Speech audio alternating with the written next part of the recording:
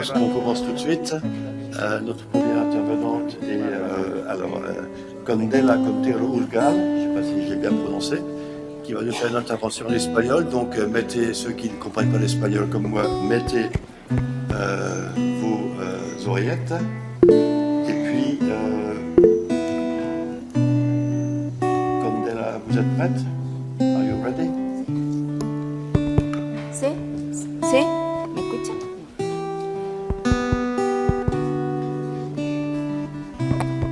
¿Sí? ¿Se escucha? No.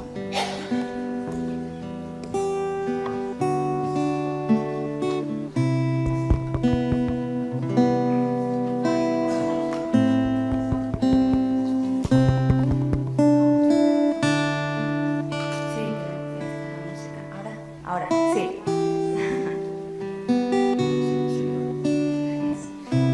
Buenos días, muchas gracias, es un placer para mí poder estar en estos sextos encuentros sobre el plurilingüismo y compartir con ustedes pues, una pequeña experiencia que he llevado a cabo en mis clases.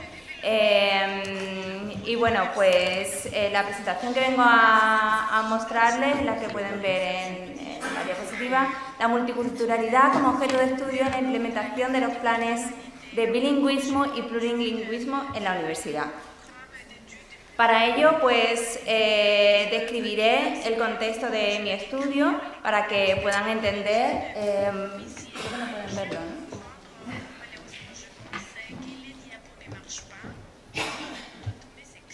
A ver si nos pueden replicar. Creo que voy a seguir, ¿no? Sí. Vale. Le explicaré que primero voy a empezar a contarles cuál es el contexto de mi estudio para que puedan entender y contextualizar el trabajo que les vengo a presentar. Después presentaré la literatura, los estudios previos que ha habido y en los que me he basado para finalmente establecer unos objetivos de mi estudio, describir una metodología que se ha llevado a cabo y presentar los resultados preliminares, así como una breve discusión y conclusiones al respecto. Pues bien, mi presentación tiene que ver con la implementación de planes plurilingües y bilingües en la universidad. Y es que en el entorno en el que se encuentra la Universidad de Cádiz, soy profesora del Departamento de Filología Francesa e Inglesa, imparto docencia en inglés para fines específicos. Concretamente, yo les vengo a hablar de una asignatura que imparto en la Facultad de Ciencias Económicas y Empresariales que se llama English for International Business y es una asignatura de naturaleza lingüística. Pero, como les decía, vengo a hablarles de la implementación de planes bilingües y plurilingües en nuestra universidad como reflejo del proceso de implementación de este tipo de planes educativos que conllevan la incorporación de lenguas adicionales, de lenguas extranjeras en nuestro caso, en la docencia. Este proceso en nuestro entorno, pues en los últimos años se está intentando fomentar, puesto que la gran mayoría de nuestra docencia, por ejemplo en la Universidad de Cádiz, la gran mayoría de nuestra docencia se imparte en español. Pero es cierto que una de las razones por las que se intenta fomentar el plurilingüismo y el bilingüismo en nuestra universidad y en las universidades del contexto es, en primer lugar, porque en primaria, en educación primaria y secundaria, el número de centros bilingües y plurilingües se está incrementando considerablemente y, en segundo lugar, porque la tradición en nuestro país de formación en lengua extranjera ha sido muy criticada durante los años, porque los resultados en el aprendizaje de lengua extranjera no terminaban de ser suficientemente positivos.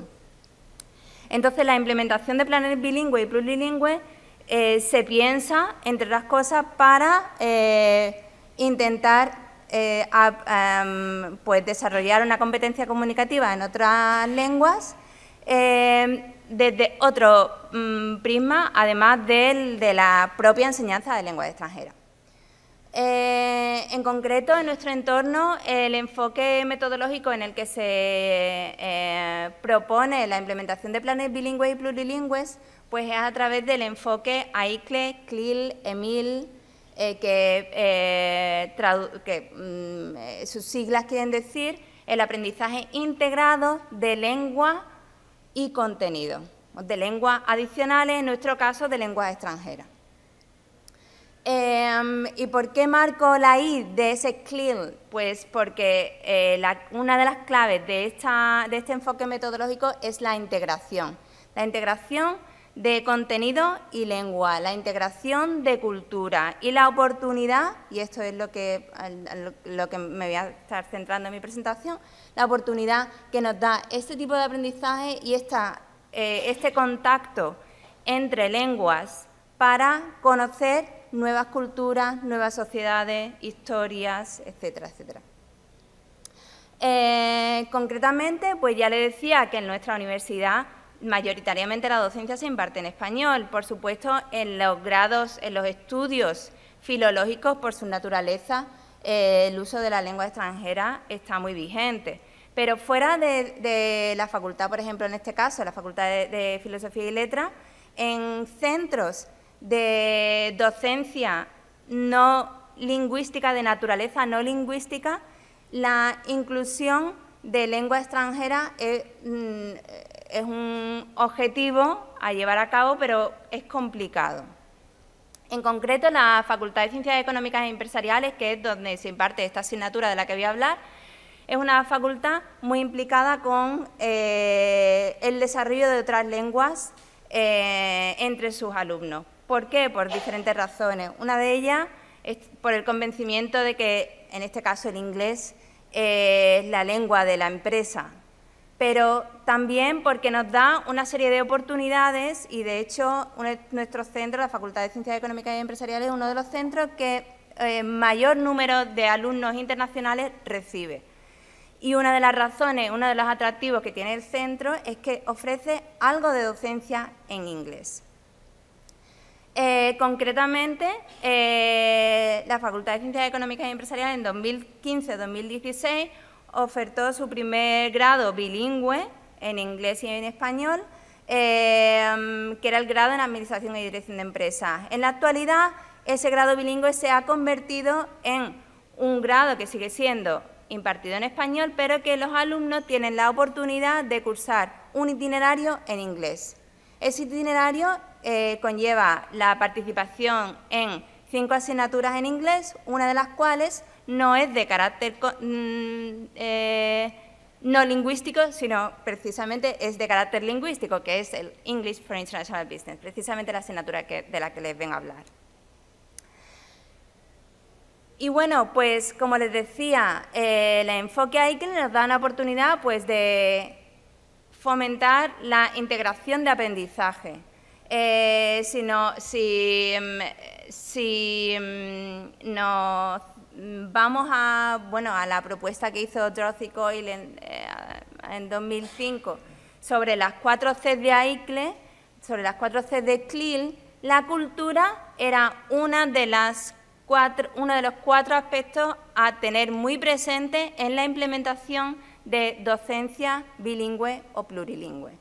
La cultura concebida como comunidad, como ciudadanía, como historia, como tradiciones.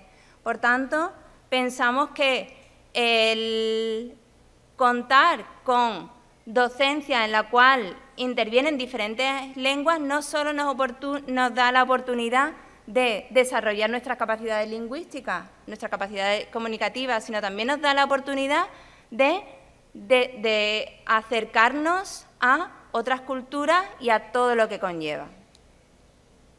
Revisando algunos de los trabajos previos escritos sobre el tema, pues según nos dicen los investigadores que han escrito sobre el tema, pues nos dicen que la educación bilingüe incrementa el éxito educativo de los alumnos y contribuye a la justicia social, incorporando incluso derechos educativos igualitarios.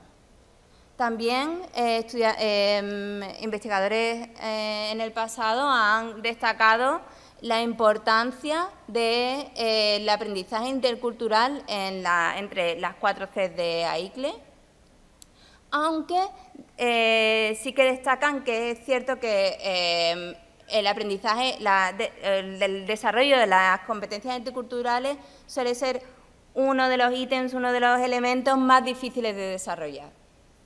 Pero, en cualquier caso, destacan que los alumnos que participan en programas en los cuales hay diferentes lenguas, pues mejoran su nivel de aprendizaje multicultural. Y además, pues los alumnos se sienten interesados en no solo descubrir más sobre la lengua, sino, por supuesto, descubrir más sobre la sociedad, la cultura, la historia implicada en las lenguas que están en el aula. En este contexto, y teniendo en cuenta la oportunidad que me daba la asignatura, y viendo que por su naturaleza y por otros aspectos que comentaré más adelante, el aula de English for International Business era realmente particular, me propuse 2 objetivos principales. El primero es comprender hasta qué punto los alumnos ven que eso es una oportunidad para ellos, que eso es una oportunidad para desarrollar sus competencias multiculturales, que van a acceder a contactar con alumnos internacionales.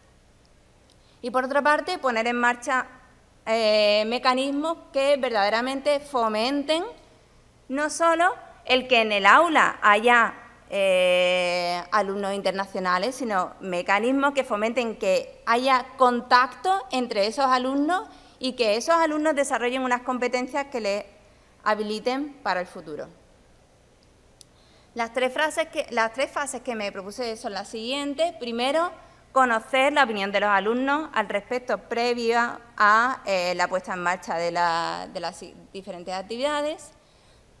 La segunda fase sería pues, la creación de un entorno multicultural, y la tercera, no solo de un entorno multicultural, sino de desarrollar contenido de la asignatura que realmente fuera y propiciara la multiculturalidad. Como ven, en los años en los que los cursos académicos en los que se han propuesto las diferentes fases, nos encontramos en la tercera fase, con lo cual, dado que es una asignatura de segundo semestre, estamos aún obteniendo resultados de la tercera fase, pero de la primera y la segunda sí puedo mostrarles los resultados que estuvimos. No sé si lo verán bien, creo que sí.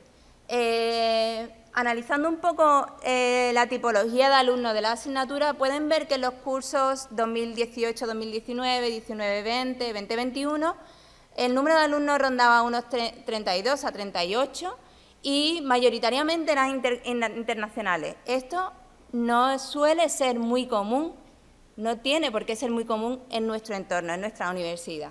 Hay asignaturas, hay una asignatura, de hecho esta asignatura es opcional porque, como les decía, está dentro de un itinerario optativo. Hay una asignatura que es obligatoria para los alumnos y ahí, en esa asignatura obligatoria para los alumnos, el número de alumnos internacionales se reduce muchísimo. Luego, de ese número que ronda a los 35 estudiantes, vemos que en 2021, 2028, 2022 se incrementa, incluso prácticamente se duplica, porque no solamente participan los alumnos del grado en Administración y Dirección de Empresas, sino también los alumnos del doble grado con Finanzas y Contabilidad. Pero volvemos a tener un incremento considerable de los alumnos internacionales y volvemos a tener más alumnos internacionales que alumnos nacionales. En 2022-23 la matriculación aún está abierta, por lo tanto aún no podemos prever que el número rondará más o menos los datos del 21-22. Bien, en cuanto a qué piensan los alumnos sobre la necesidad de desarrollar competencias multiculturales, pues los alumnos parecen muy convencidos de que quieren y desean desarrollar competencias multiculturales. Pero ¿qué pasa cuando los ponemos a trabajar en grupo? Pues que los alumnos, aún a sabiendas de que deben incorporar o deben crear grupos internacionales para la realización de sus trabajos, los alumnos siempre tienden, o muchos tienden, a trabajar con los alumnos de su misma nacionalidad. Los alumnos, aunque tengamos muchas nacionalidades en el aula, tienden a agruparse pues, por diferentes razones, y una de ellas por su nacionalidad. Algunas de las razones que nos dan los alumnos, pues cuestiones de movilidad, la docencia online ha hecho que se vean mucho más distanciados entre ellos y, por tanto, el contacto aún es más difícil, conflictos entre horarios y, en cualquier caso, siempre hacen referencia a que es un mayor esfuerzo el hecho de que haya diferencias culturales y diferencias lingüísticas. Entonces, como conclusiones principales y realizando una discusión sobre los resultados obtenidos, pues los alumnos parecen interesados en desarrollar sus competencias multiculturales y, de hecho, es una de las razones por las que participan en este itinerario.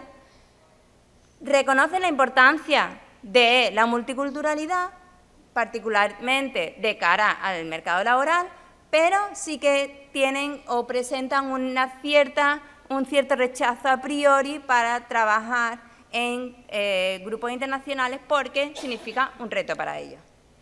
¿Qué nos planteamos hacer para la tercera fase? Pues, primero, hacer que los grupos sean realmente internacionales, es decir, fomentar de manera obligatoria esa creación de grupos internacionales y volver a probar cuál es la opinión de los alumnos una vez se les ha, entre comillas, obligado a esta tarea, es decir, a participar en grupos internacionales.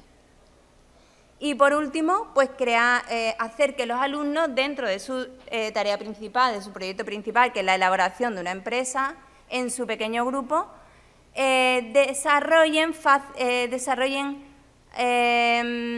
estrategias para el fomento de las competencias multiculturales, con la idea de hacerlos partícipes de la propia tarea.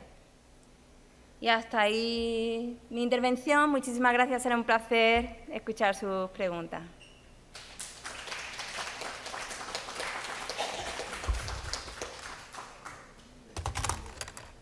Puis, merci Candela, vous avez tenu les temps, c'était très bien. Et maintenant je donne la parole à la prochaine équipe, donc, qui est constituée qui est multiculturelle, du coup, et multilingue, je suppose aussi.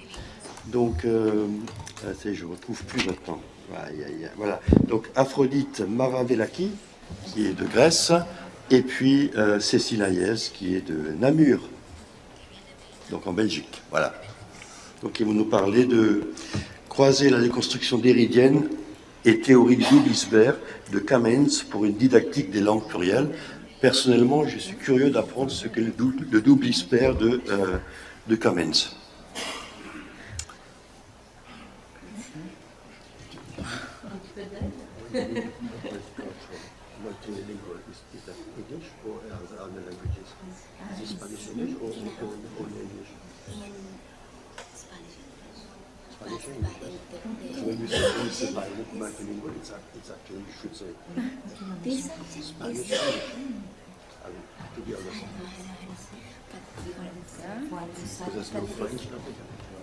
Not in this subject, but the context is titled because they can combine the content lessons.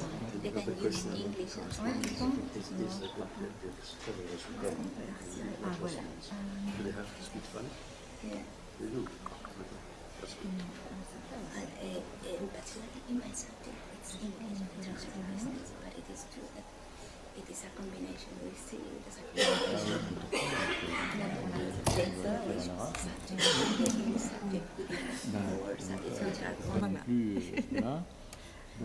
Merci.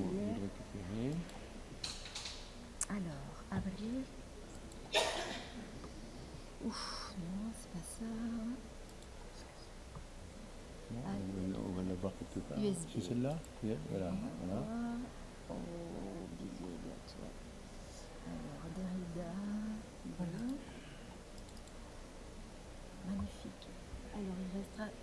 première chose. Oui, mais là, ça non. Oui. Il faut qu'ils partagent de ce côté-là. Ils vont faire. Hein. Ouais. Diaporama. Donc, Non, ils vont Là, faire. là, on n'a pas avancer. bah déjà, merci, Christian. Ah, je sais pas. Oups, attends. C'est la fête, on l'a dit. On l'a là-bas. Oui, C'est la mais- là, c'est la là. On l'a là-bas. C'est bien. Super. Bonjour, bonjour tout le monde. Est-ce que vous nous entendez bien? Oui. Voilà, nous sommes très heureuses d'être là aujourd'hui pour vous présenter le travail que nous faisons en formation des enseignants. Donc, nous sommes enseignantes-chercheurs dans une haute école pédagogique et nous travaillons depuis plusieurs années maintenant autour d'un projet de didactique des langues plurielles. Et aujourd'hui, on va vous expliquer un peu comment on en est arrivé là où nous sommes.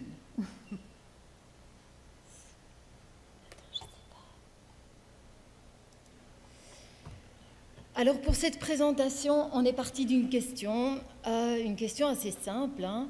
Comment les représentations collectives des langues façonnent-elles la façon dont on les utilise, bien sûr, mais aussi la façon dont on les enseigne et la façon dont on les apprend? Et pour y répondre, nous avons voulu croiser deux sources. La première, il y a été fait plusieurs fois question hier. Hein. C'est difficile de ne pas convoquer Derrida, le monolinguisme de l'autre, quand on s'intéresse à ces questions d'un point de vue philosophique. Et la seconde, c'est Cummins et la théorie du double iceberg. Alors, on va être très brève hein, par rapport au monolinguisme de l'autre.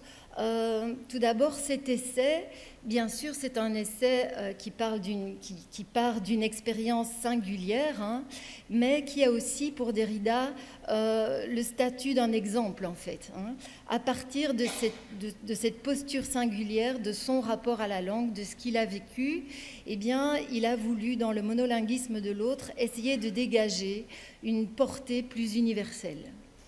Alors, quels sont les points saillants qu'on peut retirer du monolinguisme de l'autre? Tout d'abord, c'est que la langue doit être conquise, en fait. Qu'elle soit langue première, langue seconde, langue étrangère, langue maternelle ou pas, on doit se battre pour la posséder. Et donc, on a mis le terme « posséder » entre guillemets, parce que c'est un terme qui est abondamment commenté par Derrida. S'approprier la langue, même la langue dite maternelle, ce n'est pas quelque chose de naturel. C'est un acte imposé de l'extérieur, hein, par tout un système assez contraignant qui passe par l'école, hein, imposé de l'extérieur par la communauté. Et c'est en cela que Derrida dit que la langue, même la langue maternelle, est toujours la langue qui nous vient de l'autre. Enfin, tout petit, les enfants reçoivent et intériorisent cette injonction de devenir maîtres de leur langue. Donc en Belgique francophone, on a un cours dans la formation des futurs enseignants qui est le cours de maîtrise de la langue. Hein. Donc voilà, on est en plein dedans. Il faut maîtriser la langue. Alors, cette injonction voilà, que Derrida considère comme assez violente, assez forte, hein, même si elle est tacite, et peut-être même parce qu'elle est tacite, repose sur un enchaînement de 3 présupposés.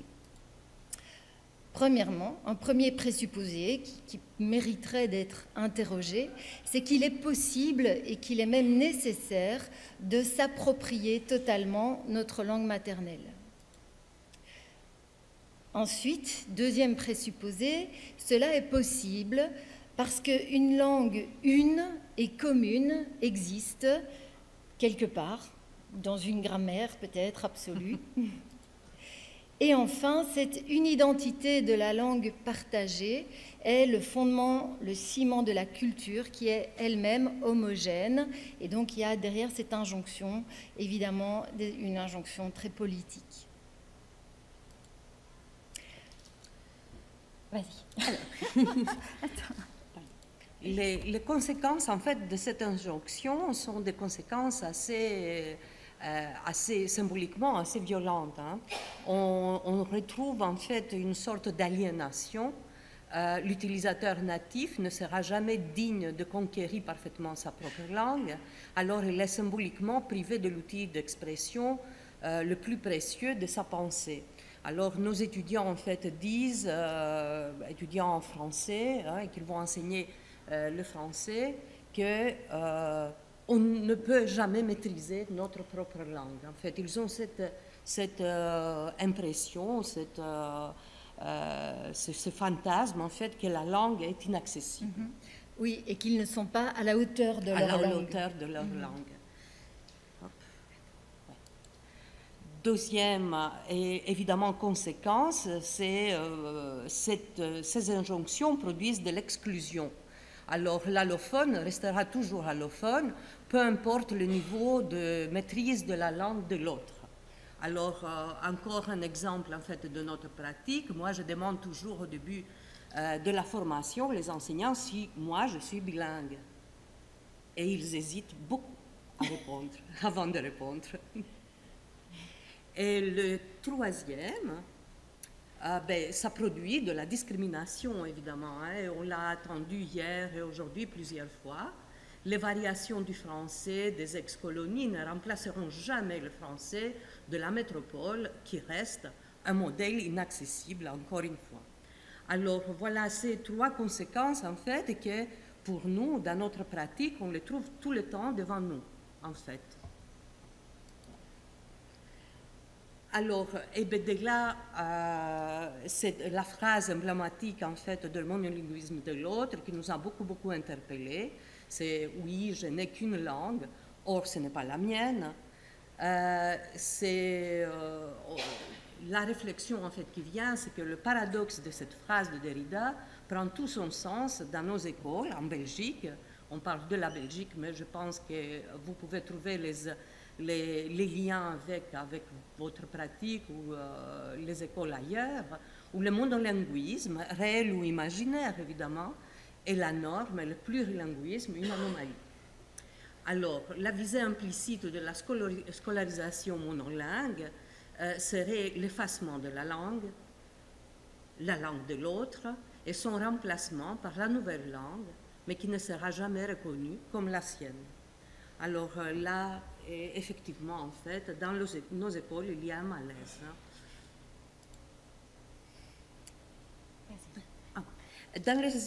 Dans les études, alors, où est-ce que Derrida raconte Camins dans notre pensée, alors, dans les études des années 70 et 80, Skudnav Kangas et Jim Camins ont observé que les enfants en situation de bilinguisme soustractif, c'est-à-dire là où on a essayé en fait de remplacer leur langue de référence, ce n'est pas seulement les langues maternelles, ça peut être les langues en fait comme l'outil de langue qu'ils avaient avant d'aller à l'école, et d'immersion sauvage, c'est-à-dire en les jetant dans des classes où il y avait des natifs, non natifs, sans prendre les mesures en fait particulières pour ces enfants, on produit des phénomènes comme de grands pourcentages d'échecs et de décrochages scolaires, ces enfants présentaient des troubles divers d'apprentissage et, dans les cas extrêmes, oublier leur langue maternelle ou leur langue de référence avant d'arriver à développer leurs compétences dans la nouvelle langue. Ce phénomène, qui a été appelé sémilinguisme, a été observé surtout chez les enfants minoritaires scolarisés en anglais ou en français, au Canada, aux États-Unis, les aborigènes en Australie, et, chose étonnante peut-être qu'on ne le connaît pas, mais les Finlandais scolarisés en suédois, à l'époque où le finlandais était en fait une langue minoritaire dans la région. La conséquence que nous trouvons en fait très importante, et on aimerait, si possible, renverser en fait dans notre formation et évidemment dans les écoles, mais c'est un projet plus large, c'est qu'en privant les enfants de leurs ressources linguistiques dans les langues de leur répertoire, on les prive et on se prive en même temps de tout leur déjà là pour faciliter l'apprentissage et leur scolarisation dans la nouvelle langue. Et je sais que Cécile allait ajouter évidemment que les enfants francophones sont aussi dans ces cas-là, en les privant en fait de tout leur bagage culturel qu'ils amènent de leur maison, de leur idiolecte ou de façon de parler, on nous prive aussi en fait d'une richesse énorme culturelle et linguistique. Ben oui, c'est ça. Mais on y reviendra plus tard quand on parlera de la langue de scolarisation, qui est en fait une langue par rapport à laquelle tous les locuteurs, qu'ils soient natifs ou allophones, sont dans une situation de vulnérabilité. Parce que la langue de scolarisation, c'est une langue abstraite, décontextualisée, qu'aucun enfant ne parle à la maison. Alors, Cummins, afin disons, de donner des réponses à ces problèmes-là de scolarisation unilingue où les enfants perdaient leurs moyens, où les enseignants perdaient cette richesse en fait pour faciliter la scolarisation, il a proposé le double iceberg. Nous, on le voit comme multiple iceberg, où il a avancer l'hypothèse qu'il aurait une compétence cognitive linguistique sous-jacente commune de toutes les langues de notre répertoire qui est invisible un petit peu ou invisibilisée en fait, on ne la voit pas. Et ce qu'on voit seulement dans l'école, dans les classes, c'est vraiment les compétences qui sont interpersonnelles, communicatives, qui, elles, sont séparées. Alors, ce qu'on aimerait proposer, évidemment, c'est de faire référence à ces bagages très riches, en fait, qui se trouvent en dessous des eaux de la mer et où on peut trouver les ressources possibles, en fait, pour scolariser tous les enfants. Un exemple, parce que peut-être que c'est un petit peu abstrait, c'est l'exemple de la littératie ou de la lecture. Ici, vous êtes tous, on est tous plurilingues. Alors, lorsqu'on développe, on est alphabétisé dans une langue et on dépasse un niveau seuil en fait de certains éléments, etc. On transfère toutes nos compétences dans les stratégies, dans la lecture, en fait, dans une autre langue. Alors, à un moment donné, on ne sait pas si quelque chose on l'a lu en français, en grec, en anglais, etc. Pourquoi? Parce que justement, on fait référence dans cette capacité, cette compétence sous-jacente. Alors, pour conclure, on va venir avec voilà, la question, oui, on a presque fini. Qu'en est-il aujourd'hui en Belgique francophone? Parce que nous, c'est notre terrain d'action, hein. Peut-être que vous le savez, mais la Belgique francophone est en train de mettre en place une réforme assez ambitieuse de l'enseignement, puisque notre système d'enseignement est un des plus inéquitables au monde. Et donc, nous sommes en train d'implémenter le pacte pour un enseignement d'excellence. Donc, ça va prendre 12 ans. Hein. Ça a démarré en 2018. Il y a plusieurs phases et la dernière phase est prévue pour 2030. Voilà, donc une politique à long terme, ce qui mérite d'être souligné. Hein. Et on peut clairement voir dans les textes du pacte une reconnaissance de l'hétérogénéité, qu'elle soit linguistique, socioculturelle ou autre, comme un levier d'apprentissage pour tous les élèves et non plus comme un problème. Alors, voilà, il y a des outils concrets par rapport à ça, hein. Un référentiel d'éveil aux langues pour tous les élèves dès la 3e maternelle, une attention explicite, un enseignement explicite de la langue de scolarisation pour tous les élèves dans toutes les disciplines et un soutien spécifique aux élèves les plus vulnérables face à la langue par des dispositifs de français langue d'apprentissage. Et donc on peut voir à travers ces outils une reconnaissance indirecte d'une compétence plurilingue à développer chez nos élèves. Alors, après ça, à notre niveau, nous, qu'est-ce qu'on fait avec ces intentions du pacte? Tout d'abord, on a été baigné par ce que dit Roland Gouagou, par les recherches de Roland Gouagou, qui montrent que pour pouvoir modifier les pratiques des enseignants, les mettre en contact directement avec la recherche ne suffit pas en fait. il faut vraiment les accompagner à transformer leurs pratiques quotidiennes dans un travail de co-construction, dans un travail collaboratif. Donc, c'est pour ça qu'on s'est engagé dans des recherches collaboratives de co-construction d'outils de différenciation. On a mis en place une communauté d'apprentissage de pratiques autour de la langue de scolarisation et on travaille aussi dans notre haute école à un dispositif de formation de nos collègues qui ne sont pas didacticiens des langues, hein, puisque la langue, c'est vraiment quelque chose de transversal. Voilà, on a fini. Désolée.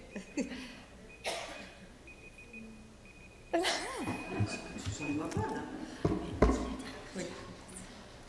Alors, en fait, pour concrétiser le pacte aussi dans notre haute école, on propose dans la formation des futurs enseignants un curriculum basé sur la continuité plurilingue plutôt que sur le fonctionnement communicationnel. Pour tous les futurs enseignants, une formation en français de scolarisation interdisciplinarité, et pas seulement en fait dans les compétences linguistiques, hein, dans les enseignants en fait qui vont enseigner le français, langue étrangère, langue seconde ou bien les langues étrangères. Et pour les futurs enseignants de langue maternelle ou étrangère, une formation commune en didactique des langues où les spécificités en fait de chaque didactique doivent se mettre en explicité et travailler en fait avec la réflexion et en lien avec leur pratique quotidienne en stage. Alors, voilà. Merci Aphrodite et Cécile, c'était très intéressant. Alors, je pense qu'on a encore là. Est-ce qu'on a.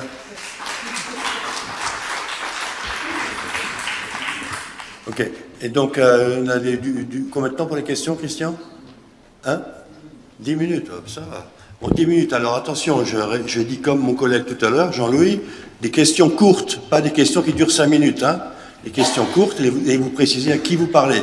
Donc, soit à Candela, soit à Cécile et Aphrodite. Ok. Alors. Jean-Louis, Jean-Marie, tu y vas, et cours, hein, vas-y. Le micro. Qui encore veut, on va faire un ordre, qui veut encore une question ici? Qui encore? J'ai vu là-bas. Kofi? Oui, je vous vois. D'accord, donc 1, 2, 3, 4, ok?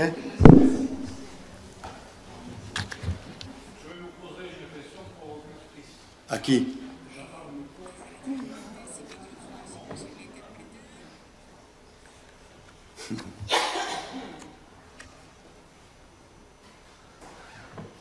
Vas-y, pose-la, je la répéterai.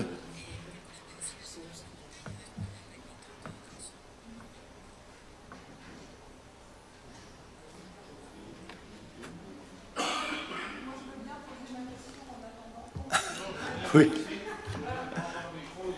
Mais pose ta question, je la répète. Si elle n'est pas trop longue, je ne vais pas avoir le problème. Ok, vas-y.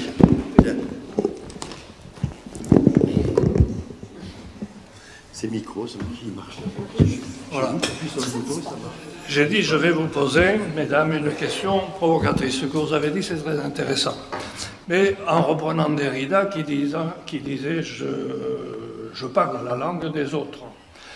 Si vous considérez que chaque enfant qui apprend une langue, c'est une langue qu'on l'a forcé à apprendre et qu'on l'a privé de sa langue naturelle, excusez-moi, mais le nouveau-né, sa langue naturelle, c'est arre, etc. Et c'est quand même une langue assez limitée pour exposer une pensée élaborée.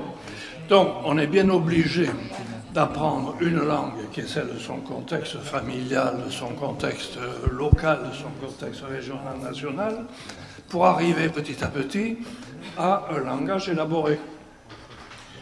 J'ai souvenir que quand j'étais enfant, à l'époque de la retirada, la retraite des Espagnols après la guerre civile, beaucoup sont venus s'installer dans ma région. Et j'ai plusieurs exemples de collègues et amis espagnols d'origine arrivés à 11 ans ou 12 ans en France, qui ne parlaient pas un mot de français. À la fin de l'année, ils étaient les premiers de la classe. parce qu'ils avaient fait l'effort d'apprendre. Je vois beaucoup de jeunes de maintenant, notamment parmi les immigrés, qui, parce qu'on les a idéologisés, font un refus d'apprentissage de la langue, qui ont un langage français réduit à 500 mots, mais pas seulement ceux qui sont immigrés, aussi beaucoup de jeunes Français, qui ont un langage très... Bon, Jean-Marie, voilà, on a compris le sens de ta question. Bon, voilà. Est-ce qu'on peut donner la réponse? Je pense qu'il y a un effort pour chacun à apprendre une langue et l'apprendre correctement avec un vocabulaire élaboré. Voilà, excusez-moi. Alors, répondez rapidement. Alors, hein. Oui, on va répondre très rapidement parce qu'on n'est pas du tout d'accord et notre pratique ne montre pas en fait que les enfants n'ont pas la volonté d'apprendre. Évidemment, ça, c'est loin de nous cette idée. On pense que le poids en fait symbolique, violent dans l'école d'apprendre une langue qui n'est pas la langue du milieu familial, etc., est extrêmement importante, en fait. Et s'il y a des refus, ben, ce sont des refus aussi, en fait, contre une violence symbolique qui est très répandue à l'école. Mais on n'a pas parlé de ça, en fait. Alors, c'est un petit peu changer nos propos hein, à ce niveau-là. Ce qu'on a dit, c'est que, en effet, en fait, au niveau de la scolarisation et les idées hein, reçues, en fait, que nos enseignants, mais dans la société on a, ben, il faut se battre pour apprendre l'orthographe. Ne me dites pas qu'il ne faut pas se battre. C'est une injonction en fait principale.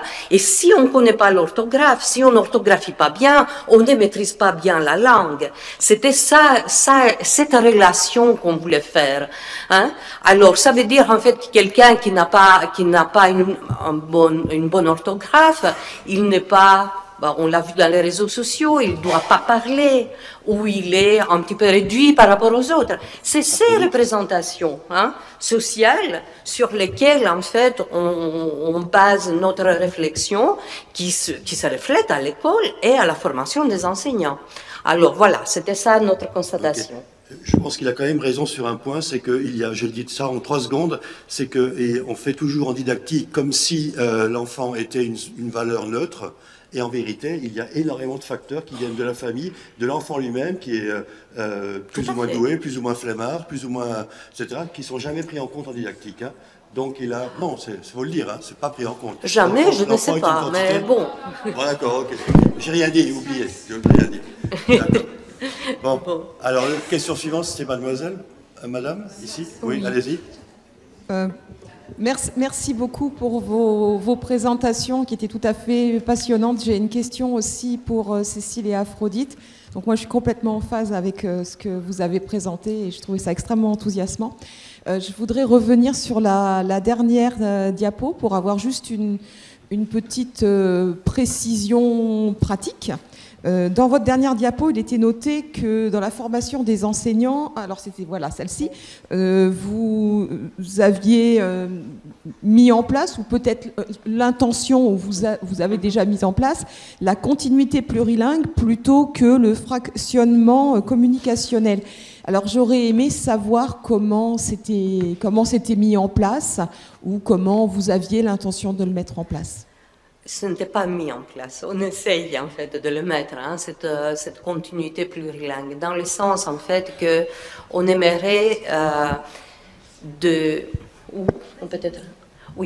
on aimerait en fait avoir pour tous les enseignants, peut-être que ça se réfère aussi pour les enseignants des langues, c'est peut-être là où on va le comprendre mieux, langue maternelle, langue étrangère, surtout avec français, langue étrangère et langue vivante en fait. Il y a beaucoup de fractionnements entre ces 3 formations pour l'instant en fait. Elles ne se rencontrent pas beaucoup. On a des étudiants qui disent ah oui, ça c'est français langue étrangère. Alors c'est comme s'ils parlent d'une langue autre en fait que le français au fond, hein, alors que c'est le public qui change. Ou on a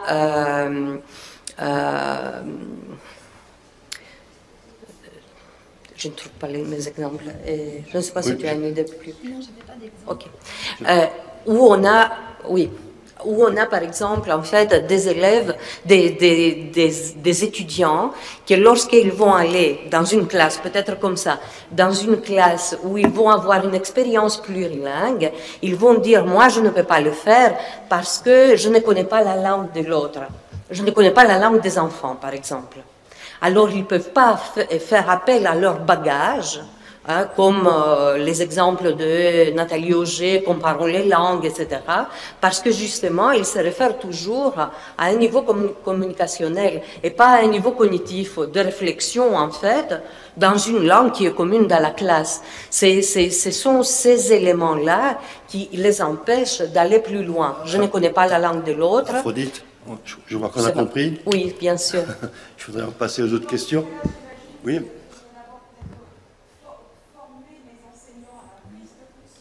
Voilà. De cette diversité plutôt que de demander aux étudiants de s'adapter. Ou de rester aux aspects communicationnels de la langue et pas aller en fait aux aspects plutôt scolaires, académiques, qui sont plus importants. Oui. En fait, dans le cadre du pacte pour un enseignement d'excellence, forcément, ça passe aussi par une réforme de la formation initiale des enseignants. Et donc, ce qu'on vous montre là, on propose des nouveaux curriculums à tous les enseignants. Ce sont des unités d'enseignement qui vont être implémentées dès l'année prochaine, en fait. Voilà. Et donc, effectivement, ça passe par là. OK. Question suivante, c'était Kofi, et après, mademoiselle. Bon. Bonjour, gracias Candela. Bueno, para ti no tengo una pregunta, luego te haré un comentario. Ma question, c'est pour Cécile Aphrodite.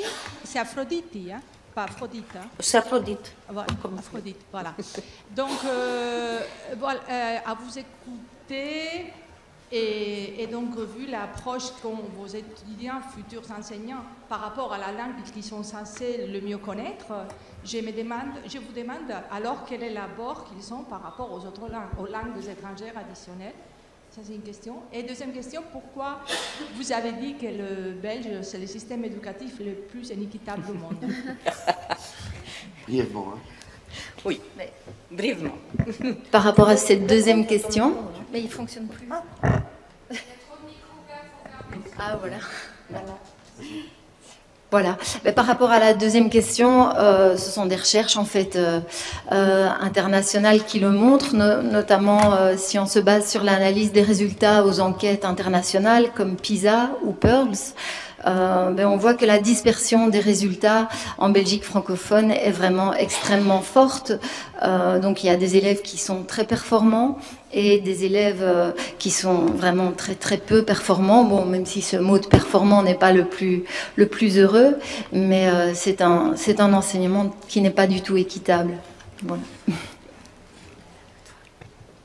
Bon, ça, c'était pour la deuxième question. La première question, je ne me souviens plus, évidemment. Oui, vu l'abord qu'ils sont, enfin, ou les représentations qu'ils sont vis-à-vis de la langue, le français, qu'ils sont censés le mieux connaître, alors quelles représentations ils ont par rapport aux langues étrangères? Voilà, ça c'est intéressant en fait. Hein. Ça fait 20 ans que j'enseigne dans le département et j'ai la didactique du français langue étrangère, entre autres. Aussi, alors chaque fois je demande en fait les représentations des étudiants qui arrivent au département, si c'est possible d'apprendre une langue étrangère en classe. Et ça, systématiquement, en fait, la réponse est non. Parce qu'eux-mêmes, ils n'ont pas appris, évidemment, à l'école où ils ne se considèrent pas comme compétents dans une langue étrangère. Alors, c'est beaucoup d'argent, évidemment, beaucoup de temps, beaucoup de ressources mobilisées pour avoir des résultats à la fin du secondaire, niveau néerlandais A1 ou A2. Alors ça, c'est quelque chose en fait qui nous, évidemment, nous interpelle de la façon. Mais quand on voit les programmes qu'on a d'études en ce moment, on se focalise beaucoup plus sur la discipline, c'est-à-dire que, par exemple, les étudiants en langue néerlandaise, anglaise, ils vont travailler surtout sur la maîtrise de la langue néerlandaise et anglaise, et pas sur sa didactique. Et ça pose énormément de problèmes, c'est-à-dire que, Aphrodite. Voilà, c'est ça. Merci. Kofi. Oui, merci. Je voudrais féliciter nos collègues de Belgique pour leur communication et dire que le modèle qu'ils développent, qu'elle développe, serait très utile aussi du côté de l'Afrique. Et revenir notamment sur quelque chose qui a été, ce que j'ai entendu depuis hier, au sujet de la langue française en Afrique comme langue d'enseignement. Et en même temps, on dit à côté que si on laissait tomber le français, quelle autre langue africaine pourrait jouer ce rôle, etc. Moi, je pense qu'il y a bien d'autres langues en Afrique qui peuvent servir de langue d'enseignement et qui sont beaucoup plus proches de la culture des apprenants, des élèves. Autre que la langue française dont la culture est beaucoup plus éloignée de celle des apprenants. Et je voudrais aussi ajouter que ce qui fait le problème en Afrique, ce n'est pas pour autant la recherche en elle-même, mais c'est la politique. Vous voyez, c'est un peu comme si on touche du côté on touche un peu on va du côté de la politique, on dit oui, tel il n'est pas bon pour être président, tel autre il est bon, etc. Mais pendant ce temps, on continue de garder l'hégémonie sur l'Afrique. C'est pareil pour les langues, quand on dit oui, telle langue ou telle autre ne pourrait pas servir de modèle, ou sinon de langue d'enseignement. Pendant ce temps, oui, le français peut continuer à jouer ce rôle, mais jusqu'à quand? Il faut bien qu'un jour l'Afrique se libère de cette discrimination linguistique, où moi j'ai même écrit un article que j'ai intitulé « L'école africaine, lieu d'injustice et de discrimination linguistique ». Je montrais justement que les enfants qui arrivent à l'école perdent tout de suite l'amour pour leur langue. On met tout en place pour leur faire croire que leurs langues ne sont pas, excusez-moi, des langues. C'est pour ça que quand vous demandez aux enfants, aux élèves Kofi, en Afrique, je finis rapidement. Est-ce que tu as une question? Oui, je finis par là. Est-ce que vous êtes bilingue? Ils vous disent non. Parce qu'ils considèrent qu'ils ne parlent que français ou que l'anglais ou que l'espagnol. Alors qu'en dehors de l'espagnol et du français, de l'anglais, ils ont plusieurs langues de chez eux qu'ils parlent. Bon, c'est juste des commentaires. Merci. D'accord. Merci, vous voulez réagir? En fait, oui, nous considérons en fait que ce fantasme de maîtrise de la langue fait ce phénomène-là, où on veut arriver à un idéal. Pour être bilingue, ça doit pas avoir aucun signe en fait de présence d'une autre langue dans notre répertoire. Et ça, c'est une idée un petit peu absurde en fait, parce que ça n'arrive pas dans la réalité. Les recherches l'ont montré et le bagage des élèves, évidemment, c'est précieux pour l'enseignement, même si l'enseignement peut se faire en français. Moi, ce n'est pas, nous, on ne dit pas que l'enseignement doit se faire dans une langue ou dans l'autre, mais mettre en valeur le bagage des élèves. Et pour le poids de la politique, en fait, nous, on travaille depuis 20 ans presque en fait, à la haute école et on travaille sur le français de scolarisation. On a fait beaucoup d'expériences, etc. Mais toutes nos expériences restaient vraiment très limitées dans la haute école ou l'échantillon qu'on avait ou l'école avec laquelle on collaborait. Avec le pacte d'excellence, ces français de scolarisation a pris tout de suite une visibilité en fait énorme partout et tout le monde en parle. Alors voilà, ce n'est pas seulement notre volonté comme chercheurs ou penseurs en fait de faire changer des choses. Si la politique ne collabore, on est limité. Merci. Bon, merci à toutes les trois. Je pense qu'on peut encore applaudir.